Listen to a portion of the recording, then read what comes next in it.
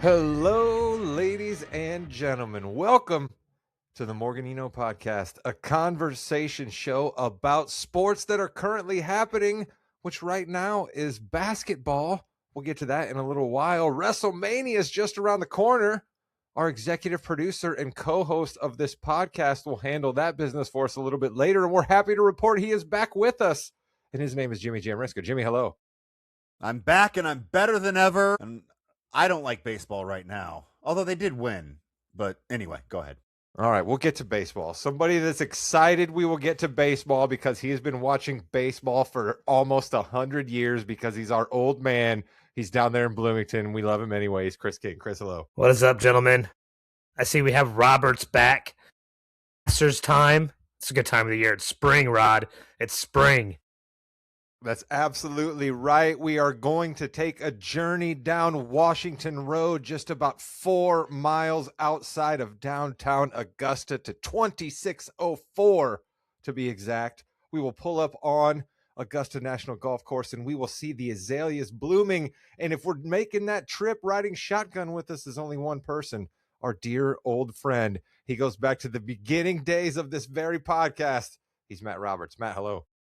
Gentlemen, hello. Thank you as always for having me.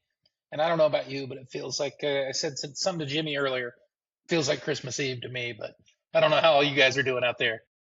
Christmas Eve. That's why he is on as our golf expert, our Masters guy. Let's give you a little rundown here. We got Chris Gotterup. You can say he's hot coming into Augusta right now. 2 wins on the PGA Tour so far this year. One of the top 5 players in the world, Colin Morikawa, hurt. Status up in the air. Scotty Scheffler coming off a little bit of paternity leave.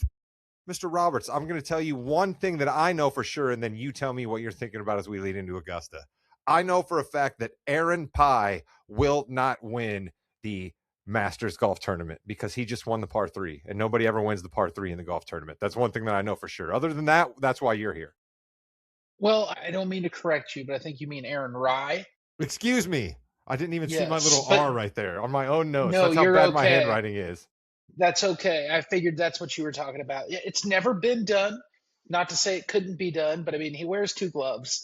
So his odds are out the door right there. That also works against him. But if we want to talk odds, I mentioned it there. Scotty Scheffler scuffling a little bit. He won early in the year, but then took some time off. He still is the odds-on favorite. Do you see it that way? I mean, I feel like anytime he tees it up, he has to be the odds-on favorite.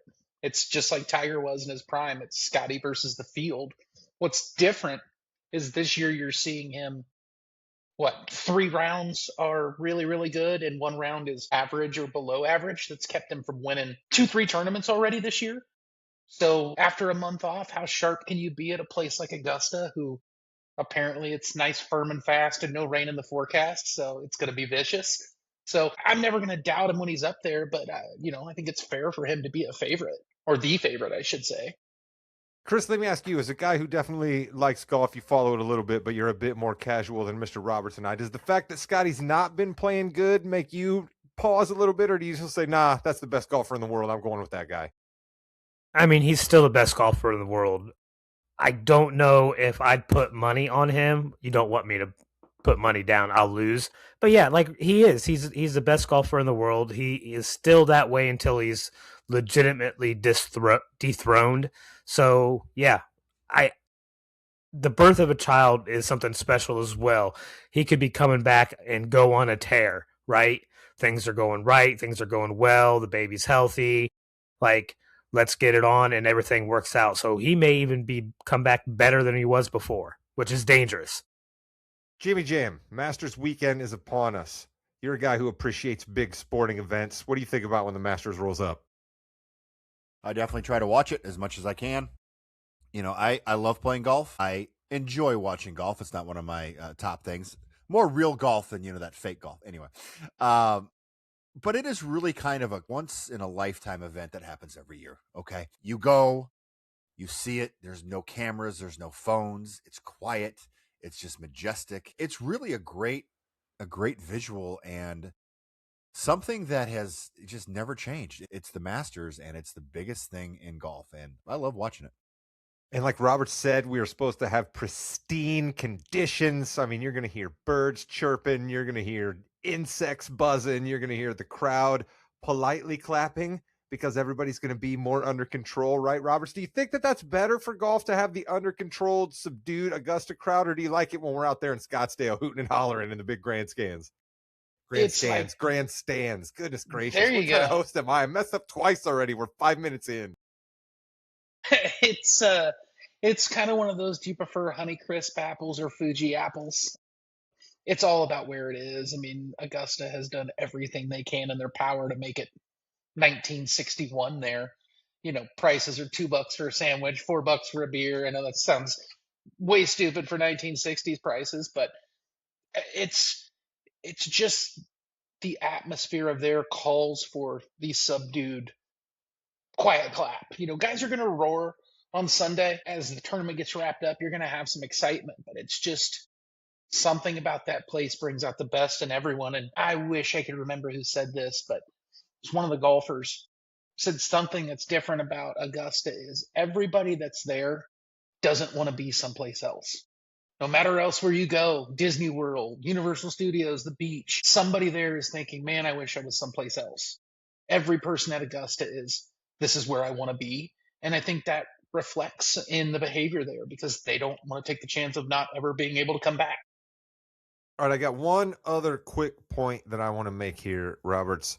What benefit do you give to Cam Young, a guy who has been on the come up for a while on tour, a guy we were all like, hey, let's have him push through, let's have him get a big win, plays well in the Ryder Cup, gets kind of labeled as one of our heroes, plays on TGL. Jimmy can make fun of it all he wants, but 6 TGL participants have won PGA Tour events so far this year. Cam Young is one of them, and it happened to be the Players, the 5th major at Sawgrass. Do you think that helps him out rolling into Augusta? History would say no up until the last couple years. Up until Scotty did it in, what would that be, 24? Nobody had won the Players and then won the Masters in the same year. And then what happens? Rory does it the next year. So there's some precedents from the last couple years that, yeah, he won the Players, he should win the Masters. Historically, no. But Cam has proven time and time again, although he's not a incredibly well-known household name, the dude is just nails under pressure. Spotlight hits him. He seems to get better. And there's no other place the spotlight is going to be bigger than the first major of the year at Augusta.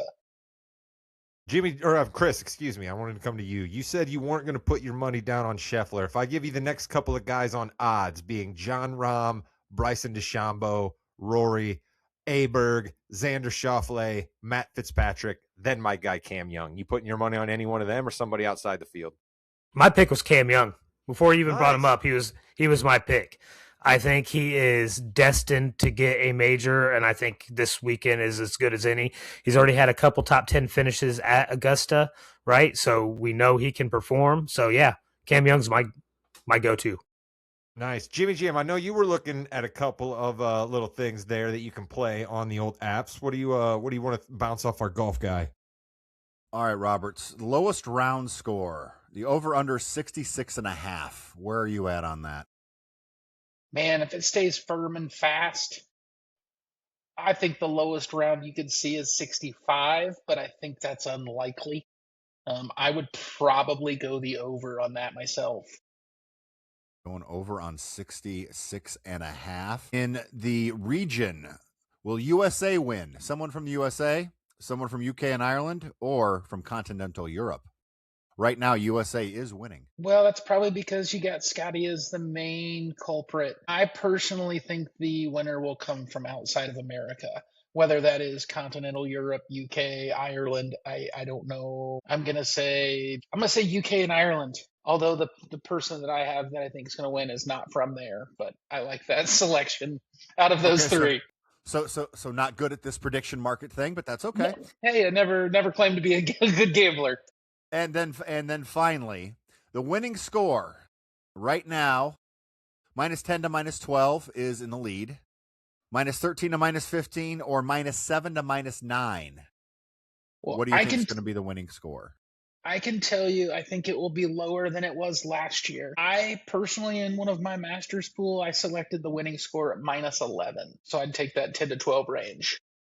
All right, Roberts is our golf guy, but give me nobody's going to shoot lower than 66 and give me between 7 and 9. If there's no rain and these greens are doing everything that the good people of Augusta want the greens to do, and these guys can't stick some of these iron shots out of these fairways, I look for scores to be a little higher than we expect. But Roberts is the golf guy. Ireland.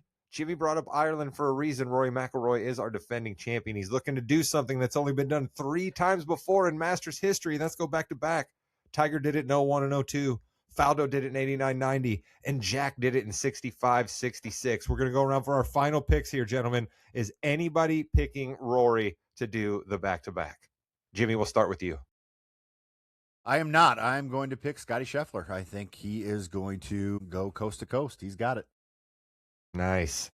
Chris, you said Cam Young. Do you got anybody else that you're looking at that you think people should keep an eye on?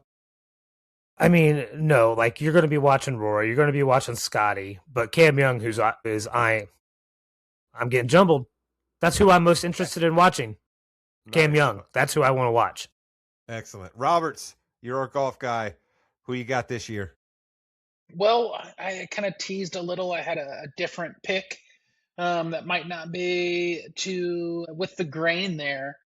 But then this guy went out and basically led like 3 tournaments and then faltered. So I don't think he's quite as a shock pick because he hadn't been playing well up until then. But I think Ludwig Aubert comes out and finishes the job. I think that he's been playing really well other than Sundays. And I think he played well there last year. He seems to be another one of those Ryder Cup big moment. I'm going to play well. And I think that's going to be your guy to take it. Roberts goes to Sweden for his winner with Ludwig Aberg, who could possibly be a male model. I don't know why I went German on that. That's apparently the only Eastern European accent that I can do. But what I am going to give you is somebody who is also from Europe, somebody who is from... Wait a minute. Who was I going to pick? Why did I just lose it? I had it in my head and then I just lost it. Holy smokes. Oh, yeah, no, I got it. Justin Rose from England. All right. Little advanced, but we have plenty of history of guys a little more advanced in their career winning at Augusta. Hell, Phil won the PGA at 52 a few years back. Justin Rose is absolutely striping it. So I think that that's going to put him in the running, and the man knows pressure, and pressure is what cooks at Augusta. Roberts, any final thoughts about golf as we wind up here? I mean, just as the golf season kicks off, this is kind of the universal start of the season. I'm pumped, man. I'm excited to watch golf. I'm excited to play golf. I hope everybody that does play or enjoys has a great year. Everybody gets their career lows, maybe a hole in one or two in there for people. I'm just really excited about this golf year on TV and golf year in real life. Roberts, I'll be happy for a chip in. Hey, take what you can get, man. You got to celebrate victories. They don't come very often on the golf course. Spreading positivity. We will say goodbye to our good friend, Mr. Roberts, because we have numerous things we want to get done here on the episode this evening. We got some big talk about wrestling coming up soon, but we're going to touch on baseball and basketball before we get there. Jimmy's going to help us do it. Let's go. All right, Rod, it is baseball time. We are a couple weeks in now to the season, and I don't understand why you aren't wearing your Cubs hat. You're not wearing your Cubs jersey. The Cubs are 6-6 in last place. They've got 2 big injuries. I am very excited for this season for the Cubs. However, Rod, we had something happen that has not ever happened before last week. And you cannot tell me that photo of Joe Adele standing with his arm raised and the 3rd robbed home run that he did in the game, in a 1-0 game, didn't make you get all the feels. Ooh, I mean, it's not very often that you can say one particular baseball player affected the outcome of a game. Certainly a perfect game thrown by a pitcher can do that. And in a 1-0 game, if there's one home run hit, but man, you don't often get to hear it from the defensive side. Like if this guy did not exist out there in right field, this thing would have gone completely sideways for the Angels. Great stuff, man. I mean, seeing feats, excuse me. I was like, that's my third slip up. Chris, you got me jumbled now. My goodness. See, it's all because of CM Punk, Jimmy. I'm CM Punk's on my brain, but we'll get there soon enough. But seeing peak athletic feats is what baseball should be trying to create. So the changes that Rob Manfred has made is making more of these things occur in highlights, and I say that's good for baseball. So I have turned a blind eye to it, but as we journey towards Rodtober, do you like that, Jimmy? Do you like the naming that I just gave our baseball segment? Yeah. Joe Adell caught my eye, and as you said, the Cubs are 6-6. I haven't heard that they're bad, but I haven't heard that they're good, so I'm not surprised to hear you tell me that they're 6-6. Chris, I have two more things that I want to talk to Rod about, but how's your baseball season been so far for you? Really, it's been nice, right? I am getting Cubs and Reds games almost on a daily basis, so that makes me really happy. Even though I really hate the Cardinals and the Pirates and the Brewers, like really everybody in the NL Central is playing better than people anticipated right now. It looks like one of the stronger divisions. Cubs are 500 and in last place, and I think that's going to turn around. We have some bats now, like I'm hoping that they pick it up once the weather warms up. We know how it is cold early spring in Chicago. The bats are a little bit soft, so I'm hoping that'll heat up, and come May, we'll be really flying and leading the division. Well, good to know that things haven't changed in Chicago, that it's like they blame the not hitting in the early season on the cold temperatures. Good to know that things haven't changed there. Well, speaking of Chicago, Rod, two more things that you're going to love about baseball because you love about life. Nudity and fighting. There's nudity and fighting in baseball. Matt Shaw, foul ball at Tropicana Field.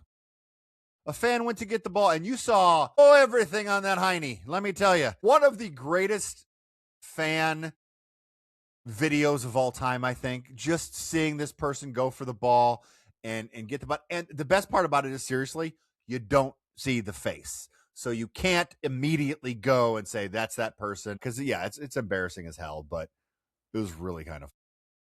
Blurkle got busted out on Sports Center. You don't often have to see the Blurkle on Sports Center, and they busted it out for that. And the other thing that I would point out about that video is there were plenty of seats in that section that foul ball was hit to there. There was nobody battling that person for that foul ball right there. So apparently the high dollar folks were not ready to head out for what was that, the Tampa Bay? Tampa Bay folks Cubs. They're not ready for baseball quite yet down there in Tampa. What's it? It wasn't an early bird special. Chris, you know about that. Don't knock it until you try it, Rod. The early bird special is legitimately a good deal. Well, you do realize that it was because of Chris going so early for dinner that they just made something else up and said, hey, if we can get this old guy in, we can get other old people in. Go. And then finally, we had a bench-clearing brawl between the Braves and the Angels. Well, Reynaldo Lopez punched Jorge Soler with a ball in his hand, getting a 7-game suspension for both. But, Rod, we also saw an MMA takedown by Walt Weiss. Who's Walt Weiss? The shortstop of the A's? No, the manager of the Braves took down Jorge Soler. Rod, it was a great fight. Jorge Soler, former Cub? Jorge Soler? Yes, former Cub. Man, this is like a Miracle on 34th Street fight with the using a baseball as a weapon there. What do we do? I guess it'd be more like a Field of Dreams street fight, I guess. I should have went baseball there, like a Bull Durham street fight. We'll get that right next time. Jimmy, clean that up in post. I'll clean it in post. Chris, I know you're a good fighter. Reynaldo Lopez wanted nothing at all to do with Jorge Soler. He was backing up, trying to punch. He kept backing up. Hey, get in front of me because I'm going to get him unless you get in front of me. But then he took that shot and nailed him. Right. And I tell you what, that takedown, I'm sorry, but that takedown is what I loved about it because it reminded me, of course, I'm a homer, Cubs fan, of the Kyle Farnsworth takedown back in the day, like something straight out of wrestling or MMA, right? Like, you'd love to see it. Like, let's get some cross-sports pollination going. I love, this is the wrong message to send out, but there's something about bench clearing brawls between teams when there's real hate there or anger. Like that gets like rivalries created and that gets more fan involvement. I love that stuff. I would like to say, I know you hit on it last week. I just want to give my 2 cents. The ABS system's amazing. I think it's a really good addition to the game. And also, I didn't know, I heard this today from Jeff Passan, where the umps actually have communication throughout the entire game back to New York. They can ask, hey, how's my strike zone? Do I need to widen it out a little bit? What do I need to do? So it is kind of helping them out. And I do think that, I know the players like it, the manager's still figuring out. It does show how good the umps are sometimes, because a lot of these balls are missing by fractions of inches either way.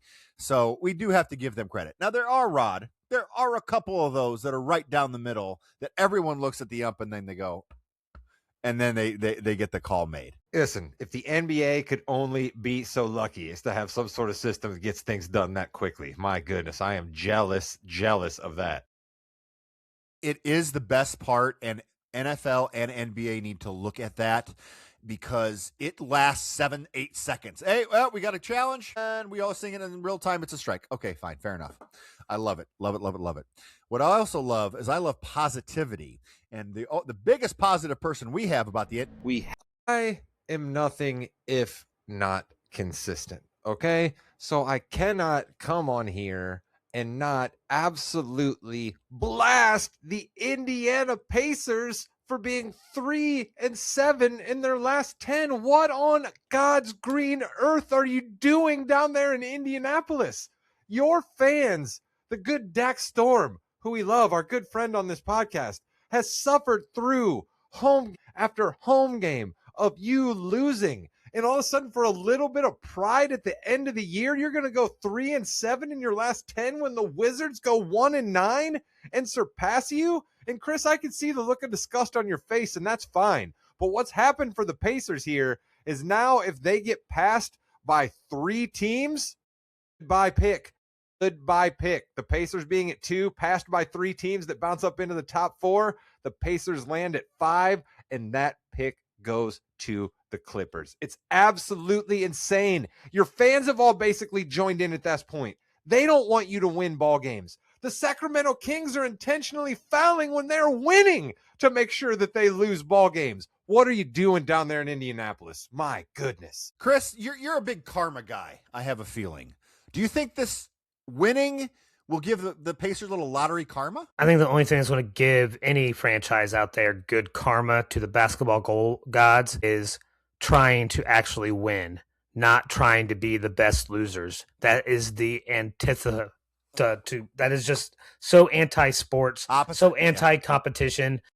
It's just horrible that we have created a system that benefits those who try to lose.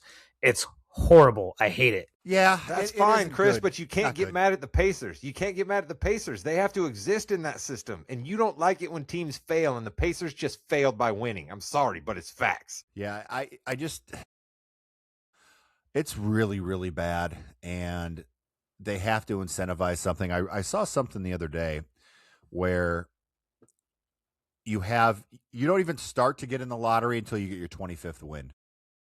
So anyone from 25 to 30 to 35, they get the top chances. And then anybody underneath 25 wins, they go to the back of the lottery. So they don't get a chance to do that. Maybe there's something in there.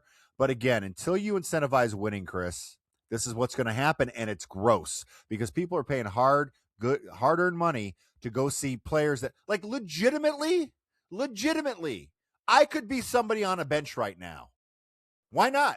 Right?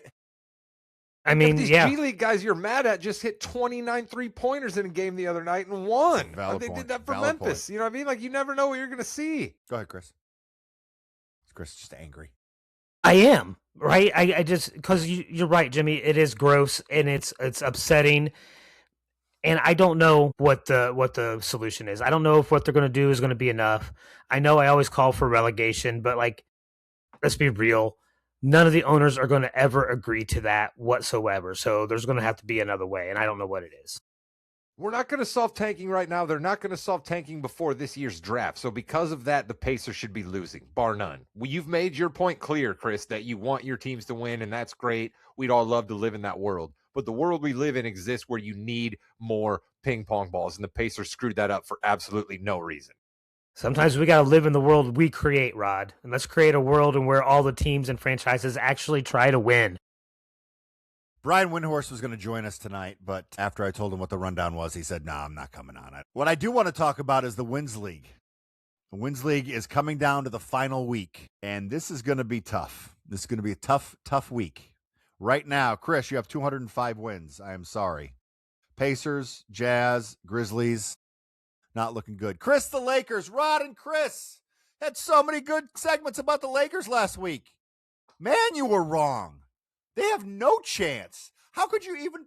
Oh, it's because they didn't lose two of their best players after we talked. I am sorry about that. That's TMYK curse reared its ugly head again there, Jimmy. Apparently it did. Derek has 225 wins. His Bulls just decided to just throw everybody out. I like it. I love it.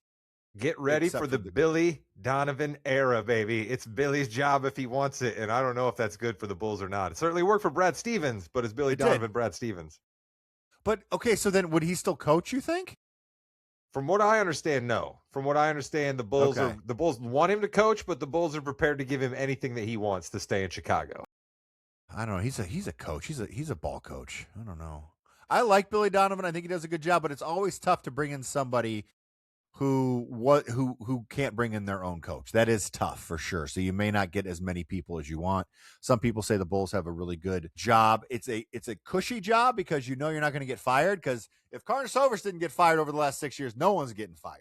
I mean, legitimately. But then we have these three. Wu-Tang, 246 wins.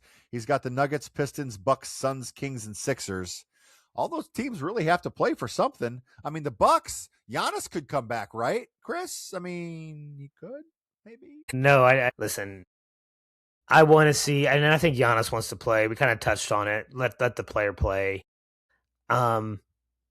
I believe they've already been eliminated, so Milwaukee has to figure out what they're going to do next year, right? Are they going to be proactive and try to put a real team together? Because I don't think what they put together the last 2 or 3 years has been anything close to championship level.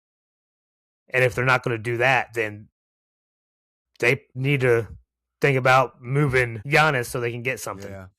Well, Doc Rivers all but said he's going to go retire and spend time with his grandkids, which he should. I mean, he came back. He tried it for one last run at it. Didn't really happen. I think you're going to see Miles Turner on a different team. I think you're just going to see that team entirely blown up and start fresh, and that's kind of what they need. That's what they need. Rod, thoughts on that real quick?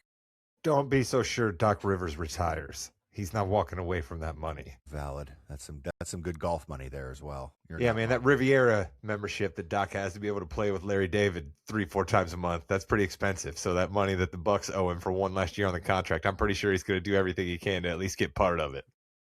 And finally, I have 257 wins. I am the reigning defending champion. Rod and Chris tried to knock me off, but hey, I've got a fighting chance in the last week. I've got the Thunder, which worries me a little bit because they don't have too much to play for. The Magic have a ton to play for. They just stink. The Hawks have been actually really good. Caw-caw. Zach Lowe shout out there. Pelicans, depending on the day, I'm okay with. The Warriors, Steph is back, so they could win some. And then the Hornets are pretty good. So I actually feel pretty good about my team. Rod, you have 254 wins. You've got the Knicks, Rockets, Clippers, Wizards, Celtics, and Heat. Wizards we know aren't going to help you out. Anybody else you're a little worried about there? The Heat have seemed to have fallen on hard times here. I'm not entirely sure how many wins I'm going to get out of them. They seem to be free falling and kind of locked into 9. So it's possible that they kind of just, lick their wounds a little bit and get ready for the inaugural Miami play-in, which this year will not feature the Chicago Bulls. I got to fess up here, Jimmy. In the Bulls segment, I didn't mention this. When I'm wrong, I got to tell people. And I said, down, book it. The Bulls will get to 38, 39 wins somehow because they always do. And they didn't this year. Not at all. The Bulls have 30 wins with about, 5 to go. So I don't think they're going to get to that 38 at all. But what I do know, we got to figure out, Chris, we got to figure out this hierarchy because there's so many things that can happen. So let's just go right to it. It's the Kings Hardwood hierarchy. Gentlemen, we are staying in the West. All right, because when you are 3 of the best teams in the league and you go out there and win 9 out of your last 10 games, you guys are dominating, going right into playoff time when it's most important. And that's OKC, San Antonio, Denver in that order. All right, this was pretty easy. I think all 3 of these teams, well, Denver a little bit less so, but Oklahoma and San Antonio, they're on a separate level than everybody else in the NBA. And then right now I have Denver above everybody else. I know Cade's coming back to Detroit, I think tonight, right? Is that correct? So that's perfect timing for Detroit. He'll get a few games in before the playoffs. Maybe Detroit would sneak back in there if he came back a week earlier, but no. It's all in the West this week. I do not believe Cade Cunningham came back tonight, but he is due perhaps to come back very. Oh, no, he did. He did come back tonight. My bad. 26 minutes, 13 points, 6 of 11. Not too bad. Right? Nope. Good. Detroit needs him if they want to make a run in the playoffs to get to the Eastern Conference Finals. Then our playoff jester this week is your Phoenix Suns. All right. This is a team that had an opportunity to catch Minnesota and they failed. They just couldn't get it done. All right. And I told you guys this is how I'm going to do it. So, Phoenix, you're choking. Now you're in the play-in games. And that is going to do it for the fast break on the More You Know podcast. Let's go right now to the Yeah We Know podcast. We're talking WWE. We're talking pipe bomb promos. Rod, welcome Brad in for us. Yes, that's right. We need to balance things out here on the show. We have Chris and I who are not incredibly huge fans of one CM Punk at the moment. You are a huge Stanhausen when it comes to CM Punk, so we need to bring in another big Stanhausen when it comes to CM Punk. You guys be on your best behavior because he's my boss at the radio station, and you can hear him on Classic Rock 97.10 AM. He is Brad King. Brad, hello. Hello. And yes, I'm repping the Cola Man Punk. We need to balance the scales, Jimmy. Yeah, I know. Hey, Brad, listen, thank you very much because I've had the CM Punk hate for so long here with, the Phil hate, should I say, between Rod, who is an amazing employee, I'm sure, but has no taste in wrestling. No, and then also Chris King, who just hates Phil no matter what. Rod has at least come around and acknowledged his greatness. But we had another pipe bomb promo, and I just want to start this segment off with the following disclaimer. Everything CM Punk said on TV was known that he was going to say on TV. No one think at all that any of this wasn't at least somewhat scripted or gone over. I will start with that. Brad, what were your thoughts on his pipe bomb promo on Monday? Yes, number one, as I think we should all know by now, if it's on camera, it's a work. It's part of the show. But yeah, man, it was good. I have to say, as I think from the casual fans' perspective, the run up to WrestleMania up until this point has kind of been, kind of a little iffy, but that promo definitely got me excited about this main event. Prior to that, I was kind of like, obviously I'm a big Punk guy and Roman's always entertaining, but I wasn't super invested in that match. But after that promo, I'm like, all right, I want to see what's going to happen now. So I thought about 3 weeks ago when they did their initial promo was very hot, and I was excited for this because it's something we haven't seen. Yesterday, and I'll get into it a little bit more, but I want to have Chris and Rod talk a little bit more about it. I thought it rehashed a lot of things. It did bring up some new things as well, but we need to stay in the present, and we can't be talking about 30 years ago and things like that. I just think it's too much. Speaking of someone who's just a casual fan, nothing says more casual than having a podcast for 3 straight years. Chris King, big casual fan here. Did you feel the emotion, or were you just not buying anything CM Punk was selling? So I wasn't around when the supposed first pipe bomb promo went off, right? And in my understanding, the first pipe bomb promo was really the beginning of the end of his exit out of WWE, correct? No, it was his supposed contract. It was contract was up. He did, and they wanted to get a really good match for Money in the Bank. He and John Cena were going at it. No one really cared about CM Punk then, honestly. He hit that pipe bomb promo. Everyone cared. Great match, great everything, and yeah. So there you go. Yeah, and so then okay. I probably wouldn't have been that impressed with that one either, right? Yeah, you would. I don't like Phil, all right? So if he's teaming up with Cody, who I also don't like right now, then perfect. I can watch 2 people I don't like get the crap beat out of them and lose their belts, because that's what I want to see. Rod, help me here. If you were The Rock Would you have taken anything personally that CM Punk said? Well, no, because you told all of us before we started doing this very segment that we're not supposed to believe that anything that was said on camera Thank you. surprised anybody. And we're all Yes. also told by you that The Rock screwed up the WrestleMania run up before because he got involved with Travis Scott and then had to just duck out because he thought it'd be more important to film the Smashing Machine. And we all know how well that worked out for him, box office wise and award wise. So The Rock continuing to make fabulous decisions. But here's my issue with it, Jimmy. Okay. You're right that there was emotion there. Okay. And you're right that that is a big, huge Easter egg for folks like you and Brad that know a little bit of the history. But folks like Chris that don't know any of the history, that didn't mean anything to them. It just seemed like a petulant guy whining about stuff until he got to the point about ticket prices and TKO inserting celebrities, which I bet we are going to talk to. But my overall issue with it, Jimmy, is this. If you're the WWE and you're behind all of this that's going to come up in the pipe bomb, why do you continue to allow your wrestlers to point out that one of your other wrestlers doesn't show up all the time? We all know it, but why do you continue to allow your wrestlers to point it out all the time? I just forever and a day don't understand that. Like, stop pointing out that Roman Reigns isn't there. To me, it's just even worse when you point out that he isn't there and he's not there. Like, just don't point it out. Stop making it be a talking point. Well, and Brad, we can talk about this, but they've been doing this for decades. I mean, they went back to when Cena and The Rock were wrestling. That was a big part of their back and forth. I will never leave. You're always here. And then obviously Cena did end up going and not staying around. Did that have any effect on you, Brad, or is this you just excited?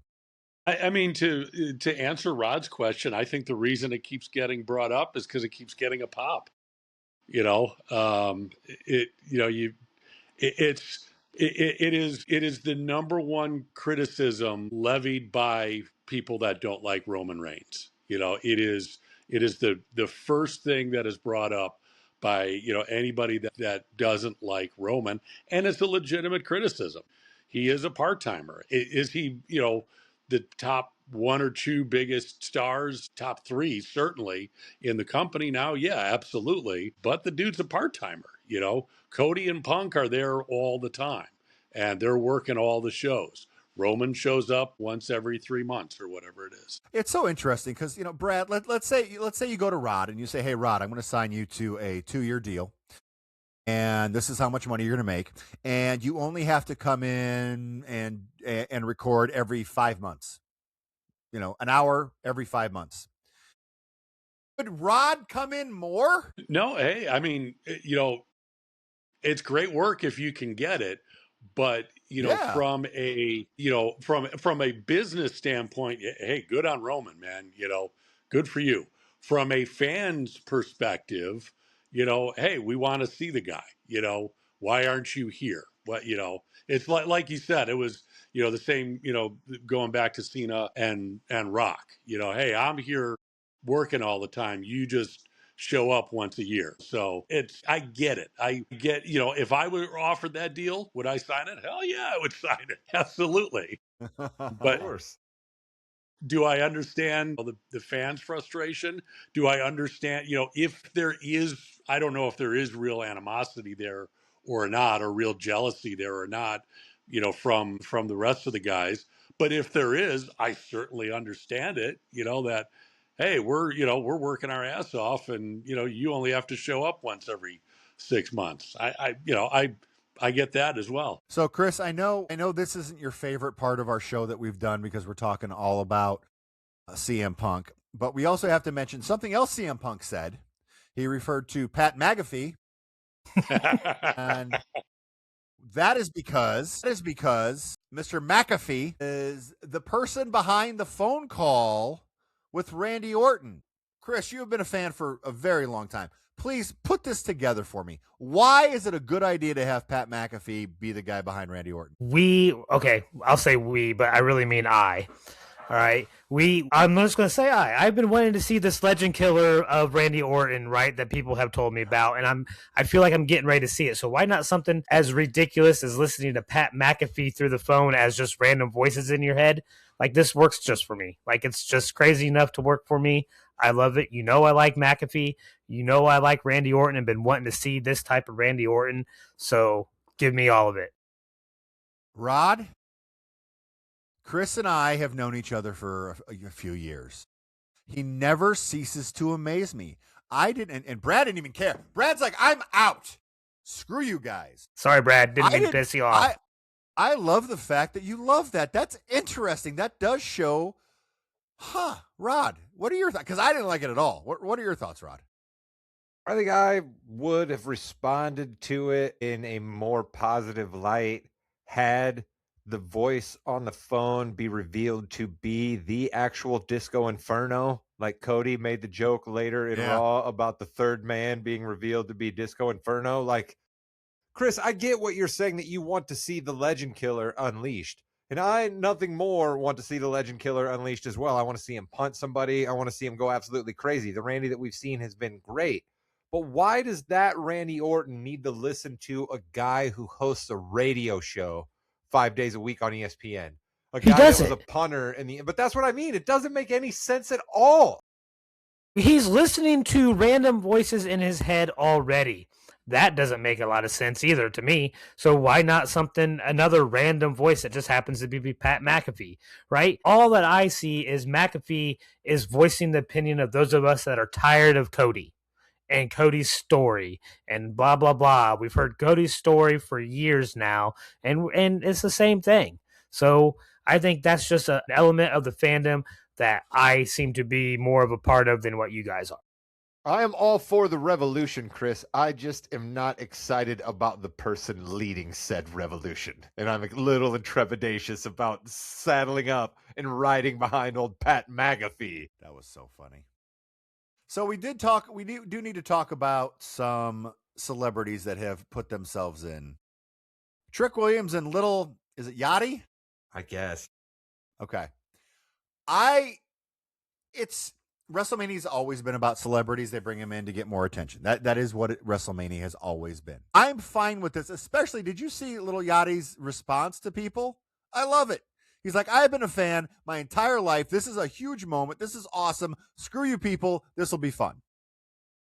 Good for Yachty. Yeah, because any one of us would do the exact same thing. I'd rather it be like a yacht rock superstar, like a Michael McDonald, somebody from Toto, maybe a guy from Asia. You know what I mean? Like, wait, the coach of the Seahawks? Well, whoever. I don't know who little Yachty is. Yeah, man, neither do I. I Show Speed is going to join the Vision versus the Usos in LA Knight. I Show Speed has taken a big bump from Braun Breaker. I was hopefully expecting a little bit more from LA Knight, not going to lie, but at least he's on the show, Chris. That's what I was going to say. No, it's not ideal, but LA Knight is getting a spot in WrestleMania. He'll have a chance to get a WrestleMania moment, hopefully, right? So bring it on. Our boy needs it. He certainly does. Finn Balor got beat down, Rod, but they awakened someone. We're getting the Demon. I'm pretty excited about this. The Demon is hopefully the starting point to a really good run for Balor. But how's the Demon the starting point for anything? Is he going to stay the Demon? For big shows, yes, I think he will. All right, listen, I'm all for Finn Balor coming back, but I'm a little worried that we're going to try to launch Finn Balor as something and we're going to use the Demon to do it. I'm a little worried about that because I think people are going to be too wanting to see the Demon. We're going to burn it out. Let's not forget that the last time the Demon was involved, it was one of the weirdest endings that I have seen in my return trip back to the WWE. Yeah. So let's calm down a little bit there. But let me ask you this real quick. If I can go back, I'm going to circle back. I'm going to pull the Williams on you. Would you rather be LA Knight involved in this weird Usos, Logan Paul, Austin Theory, Little Yachty match, or WWE Hall of Famer Rey Mysterio walking down and announcing yourself as the fifth man in Intercontinental Ladder? I would rather be Mysterio because it's going to be a lot better of a match and you're going to be able to do a lot more fun. I think that would be it. But yeah, you're right. It's I thought Mysterio was supposed to go against Gunther, but he was hurt. I love it. I love it. He didn't want to do it. He did not want to do it, Rod. Well, he's smart to not want to go against Gunther. That's why I'm absolutely terrified that my guy is going against Gunther. Speaking of Gunther, it kind of happened how we thought it would happen on Monday. But when he went through the curtain and Paul Heyman thanked him and he said, "You owe me very much more than a thank you." What does that mean, Rod? It could probably only mean that Gunther gets a favor from Paul Heyman at some point. But if we're to believe the last time that we were led to believe a favor from Paul Heyman was going to be a big deal, Paul Heyman's just going to show up in Gunther's corner for some match, because that was the last big favor that had to be cashed in, was please be in my corner so Seth Rollins can screw you. Chris, what do you think about the Gunther Rollins Heyman triangle there? You all right, Chris? No, he might be out. All right, Brad, welcome back. I know Chris pissed you off before and you left, but let's hit Obafemi Brock Lesnar, the final segment from Raw, which they put all the credits and everything up well before that ended. What did you think of it? Now that is, I got to say, that buildup has been really good. You got the initial tease, way back at Royal Rumble, and everyone went, "Ooh, we want to see these two monsters go at it." So they've done a really good job. I think was it last week, when you had the moment where they cut to Brock and he just had this look on his face like, I've never encountered this before. And, we've seen I don't think there's ever been a contract signing that has gone, off without a hitch. It's like there's never been a good wedding in wrestling. But I do like the fact that they didn't even get to the tables, to the table with this one. Brawling just started immediately. And, you got furniture involved. And so, yeah, I loved it. I will say, I'm very surprised that they're putting that match on ESPN, that it is not part of the actual PLE. And I'm excited because I don't have the stupid ESPN app, so I can watch that one. Okay, Brad, you are a professional, because that is called a transition. We were going to transition into that. But Chris, sorry, I think your mic must have been messed up or something. Any thoughts on the Heyman, Gunther, or even Obafemi? Is the Gunther thing, the WWE still grasping at straws as what to do with him, right? It seems like every 3 to 6 months we get another tangent of Gunther going in a different direction, right? It started with him trying to be forced into a bad guy by attacking Cole, right? It went back to him kind of being a face, and then he started retiring people. Now they're doing something with Heyman. It just seems like they're trying to figure something out and nothing's sticking. I think that both the big belts have huge programs, and they needed to have a solid matchup. And Rod, who better to have a great matchup at a WrestleMania than Seth Rollins? How dare you? How dare you set me up that way to where I have to then praise my guy Seth, even though you know that I'm terrified about my guy facing the career killer at WrestleMania. My guy who has been off the main roster a couple of times in the last few years for injuries. My guy who is approaching 40 years old. My guy who seems to love spending his time on Good Morning Football these days more than he does at WWE ring. I'm terrified that my guy is going to start working a way smaller program after this match, Jimmy. Please tell me that Rollins is going to win and get over. Well, he is. And then as soon as Breaker comes back, that's going to be gigantic, too. That'll be a backlash, coming up. I don't think they're going to take that all the way to SummerSlam. Maybe Money in the Bank. Who knows? But Brad did bring up, we have night 1 and night 2. The cards were announced on ESPN, and unprecedented. ESPN, which I've always thought they should do. I just thought they should put it on ESPN in general. Night 1, the first hour will be on ESPN2. We'll have Drew McIntyre. Chris, welcome to the show, buddy. Drew McIntyre and Jacob Fatu going against each other. And then we're also going to have that 6-man that we talked about with Usos and LA Knight and the Vision and I Show Speed. As a consumer, I think this is terrific because it's going to get more people the ability to watch it. I do feel as someone who watches the ESPN app, it's going to make a lot of people upset too, because they're going to watch this. They're going to like it. They're going to want to go buy the app or get the app. But then they're going to have to pay more for the show. And it also isn't very easy to get. It's still clunky, Rod. And that concerns me a little bit because I think we might have really good ratings, but I don't think they're going to get that buy-in after. Well, too bad. If people can't figure it out, too bad. Some people in Bristol don't get their stocks to go up a little bit higher, too bad. All right. I've got the app. I figured out how to do it. I pay for it regularly. What I'll be mad about is if I have to turn into ESPN and then switch over to the app. I better be able to just fire it up on the app and not have to mess around with Made in ESPN. I would think you'd be able to do that. Chris, are you pumped that Fatu and McIntyre are going to be on the free show? Yeah, I mean, you know me, Jimmy. I use a VPN. I try to stay off the grid and go roundabout ways on stuff, so I'll be able to watch either way. So, but hey, I went through an issue with the Final Four not being on the local CBS affiliate for some reason this year, and so like I know how frustrating it can be to not be able to see something easily that you want to see. So give us more on the free ESPN app. Like, give us more. You were excited about seeing former Indiana Waterboy bring a championship to the Michigan Wolverines, Chris? That's what you were excited about watching on your CBS affiliate? That's what you wanted to tune in for? I was actually more excited about winning our little fantasy basketball bracket group that we have. I had picked Michigan to win, and I wanted to win that bracket because I can't win any wins leagues or anything else in this podcast world. So give me something, Rod. Just give me something. I did. I just told you it was a former IU guy who should be coaching the Hoosiers and not whatever this DeVries guy is. DeVry. Whoever thought that a thing from DeVry would be good? Come on. So night one is McIntyre, Fatu, and the six man that we talked about. Then we have Rollins and Gunther, Lynch and Lee, the whatever kerfuffle of a women's tag team championship. Wait, no, I'm sorry, Jimmy. You mean the greatest women's wrestler of all time, the one that opened the door for all women's wrestlers, the one who should be bowed to by any single female that's ever wrestled since she came upon the WWE? You have to be kidding me, man. I understand that the WWE is all about making legends and bolstering people and outright lying, but come on. Anybody that sits there and believes that AJ Lee is the form that is chiseled into the side of the mountain that every female wrestler should strive to be, get the hell out of here with that. What a goddamn joke. Charlotte Flair is on your roster currently, and you're trying to tell people that AJ Lee is the one that is the female that we all should strive to. Lita and Trish Stratus are in your WWE Hall of Fame. But no, please, Hunter, tell me AJ Lee is the one that we all sit and talk about how great she is. Make me want to.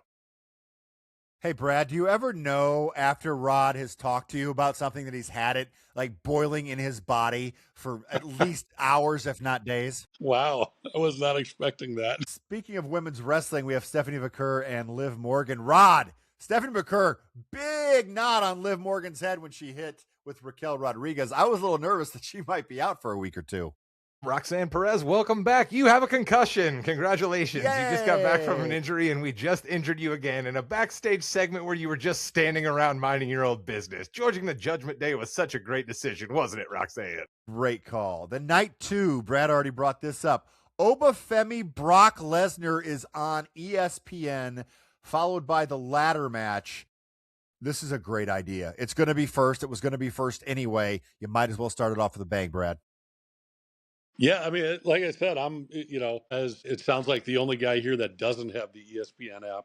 I am excited about that because, yeah, the Brock Oba and that ladder match are two of the matches that I was really looking forward to, along with the main event. So when I saw that they were putting both of those on ESPN, I was like, hell yeah. Chris, do you think this will get people to want to watch wrestling more? That's kind of a loaded. That's kind of a loaded question. I mean, you hope so. I mean, isn't that the goal of everything they do?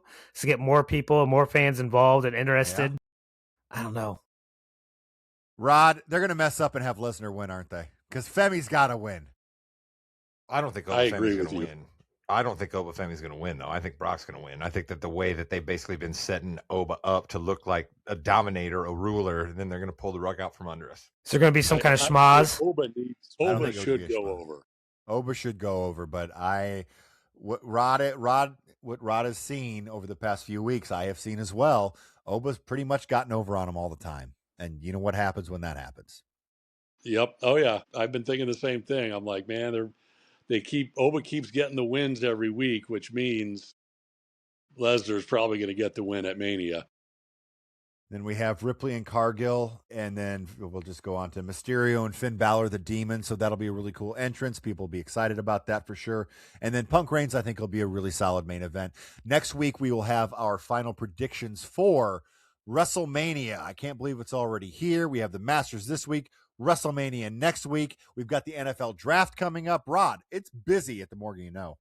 It's definitely busy at the Morgan You Know, and we have a lot coming up that we want to be able to do. So to avoid being cursed, Jimmy, I think we have one more thing we should probably check in on, all right? Our guy Danhausen was this close, Jimmy. He was this close to getting in a ring and doing an actual wrestling move, and I was absolutely excited. And then at the last minute, I was terrified, and I was like, whoa, wait a minute. You got something good here. Let's not let the guy in the ring. And I'll be damned if they didn't make the right decision and get him the hell away from the ring as quick as they could. And with that, you've been listening to the More You Know podcast. We talk wrestling, we talk football, we talk golf, we talk basketball. Brad, thanks for coming. And Chris, take us home. Like, comment, and subscribe. Goodbye, Internet. Keith, that's the line of the bottom. I love how he just wants money for everything, too. He's like, I'll Human curse monies. these two. I don't Human want to. monies. Yeah, it's got to be human monies, because if it's not human monies, what are you doing? He didn't want to curse your girl, AJ Lee, because apparently he's